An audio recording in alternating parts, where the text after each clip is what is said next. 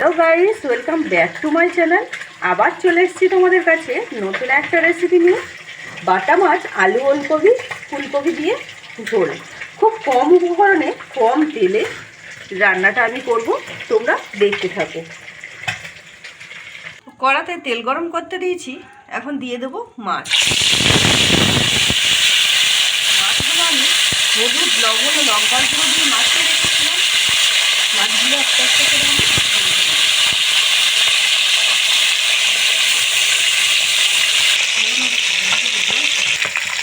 তো মাছগুলো ভাজা হয়ে গিয়েছে, তুলে নেবো একটা একটা করে। খুব ভালো করে ভেজে নিয়েছি মাছগুলো। ওই তেলের মধ্যে দিয়ে দেবো ফুলকপি। ফুলকপিটা আমি খুব ভালো করে ভেজে নেব। ফুলকপিটা খুব ভালো করে ভেজে নিয়েছি, এখন আমি তুলে নেব। কড়াইতে তেল দিয়ে দিয়েছি, এখন দিয়ে দেবো পাঁচফোড়ন, দিয়ে দেবো টমেটো,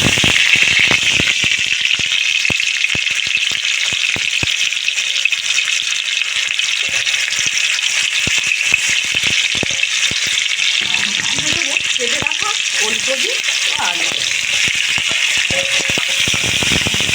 খুব ভালো করে আমি ভেজে নেব আলু, ওলকপি, আলু, টমেটো খুব ভালো করে আমি ভেজে নিয়েছি। এর মধ্যে দিয়ে দেবো আমি মতো লবণ, দিয়ে দেবো 1 চামচ হলুদ, খুব কম পরিমাণ লঙ্কার গুঁড়ো। খুব ভালো করে আমি মিশিয়ে নেবো সবজির সাথে।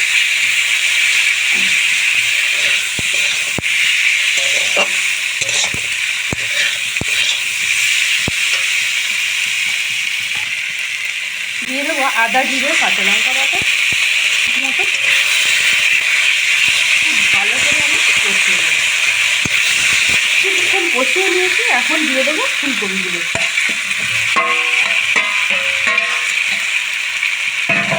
ফুলকপিগুলো খুব ভালো করে কষিয়ে নেব সবজির সাথে।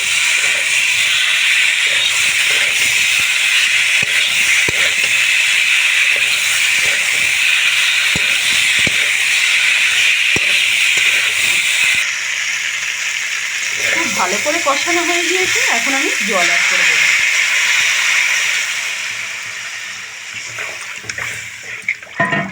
ফোটার জন্য ছেড়ে দেবো কিছুক্ষণ।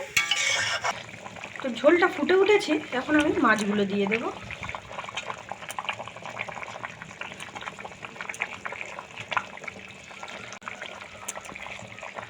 তো মাছগুলো দিয়ে দিয়েছি, এখন আমি আরও কিছুক্ষণ ফোটার জন্য ছেড়ে দেব। তরকারিটা আমার হয়ে এসছে, এখন আমি উপর থেকে ধনেপাতা ছড়িয়ে দেবো। ধনেপাতা ছড়িয়ে লাভিয়ে নেব। যদি ভালো লাগলে লাইক করো, আর চ্যানেলে নতুন হয়ে থাকলে অবশ্যই সাবস্ক্রাইব করো। তো এখনকার মতো এই পর্যন্তই থাক, আবার ফিরে আসছি নতুন একটা রেসিপি নিয়ে। তখনের জন্য ভালো থেকো, সুস্থ থেকো।